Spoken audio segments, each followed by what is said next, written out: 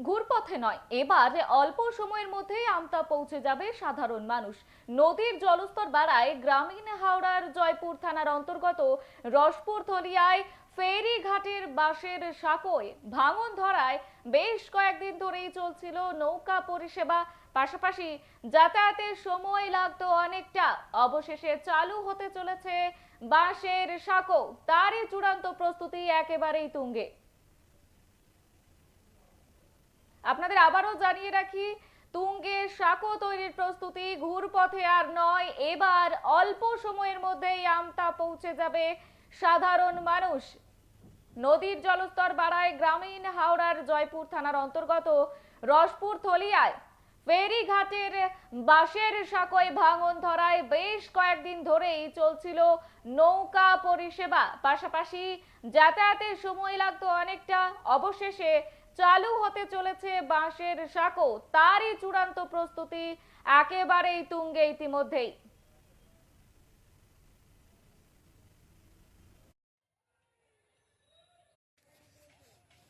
এই যে বন্যার কারণে বাঁশের শাঁখো ভেঙে গিয়েছিল, তারপরে আবার বাঁশের শাঁখো শুরু হচ্ছে, তারপরে কি বলবেন?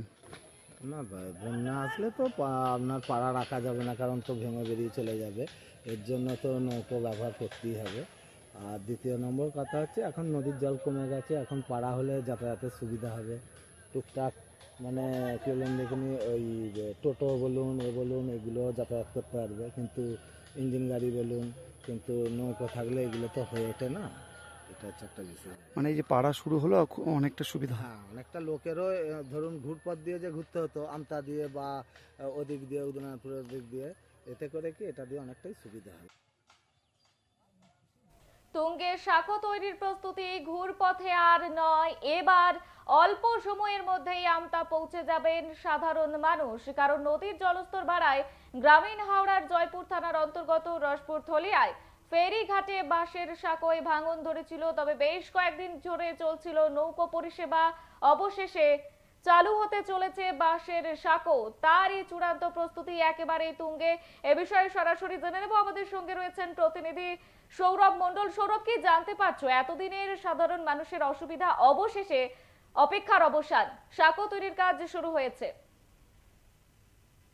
দেখো বর্ষা, একদম এই মুহূর্তে আমি যেখানটা দাঁড়িয়ে রয়েছে, এটা হচ্ছে গ্রামীণ হাওড়ার জয়পুর থানার অন্তর্গত দুটো থানা, অর্থাৎ আমতা এবং জয়পুর থানার সংযোগকারী যে মূল যে সাঁকো, সেই বাঁশের সাঁকো কিন্তু কিছুদিন আগে আমরা জানি যে এই যে নদী, এই নদীর জলস্তর বাড়ার কারণে কিন্তু সেই জলস্তর বাড়ার কারণে এই যে সাঁকো ছিল, সেই সাঁকো কিন্তু ভেঙে গিয়েছিল জলের তোড়ে।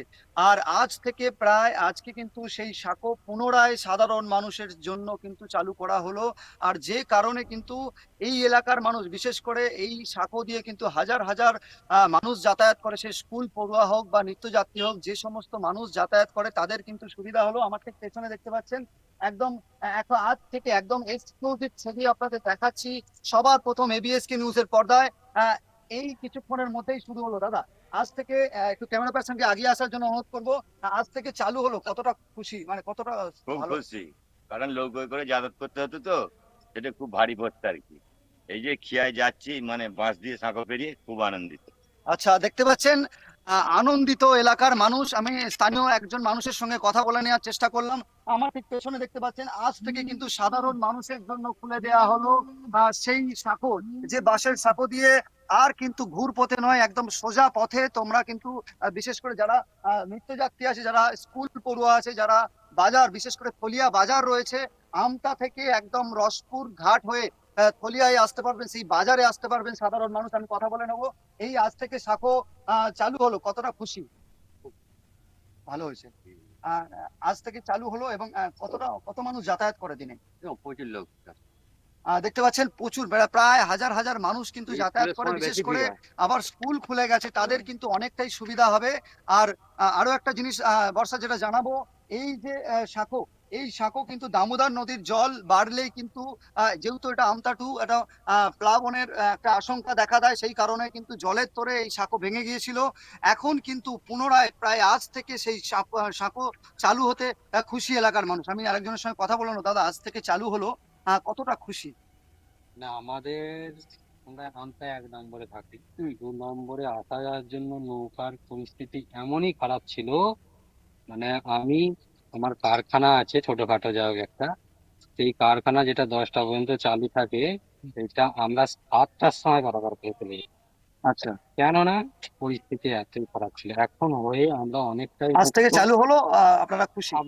আমরা খুশি, অনেক মানুষের সুবিধার্থে খুব খুশি। নাহলে বাচ্চা বৃষ্টি বর্ষা নিয়ে এত অসুবিধা হতো না, মানে ধারণা করার বাইরে। দেখো বর্ষা, স্থানীয়রা কিন্তু খুব খুশি। ওরা কিন্তু জানাচ্ছে যে এই যে আজ থেকে সাঁকো চালু হলো, যে বাঁশের সাঁকো, যেখান দিয়ে হাজার হাজার মানুষ যাতায়াত করতো, খুবই খুশি হলো এলাকার মানুষ। বর্ষা, ধন্যবাদ সৌরভ, সঙ্গে থাকো। আপনাদের আবারও একদম। জানিয়ে রাখি, ঘুরপথে ঠিকই আর বল- একেবারেই নয়, অল্প সময়ের মধ্যেই এবারে আমতা পৌঁছে যাওয়া যাবে এবং তা সাধারণ মানুষের জন্য অত্যন্ত সুবিধাজনক হতে চলেছে। কারণ নদীর জলস্তর বাড়ায় গ্রামীণ হাওড়ার জয়পুর থানার অন্তর্গত রসপুর থলিয়ায় ফেরিঘাটের বাঁশের সাঁকোয় ভাঙন ধরায়। বেশ কয়েকদিন ধরেই চলছিল নৌকো পরিষেবা, পাশাপাশি যাতায়াতের সময় লাগতো অনেকটা। অবশেষে চালু হতে চলেছে বাঁশের সাঁকো, তারই চূড়ান্ত প্রস্তুতি একেবারেই তুঙ্গে।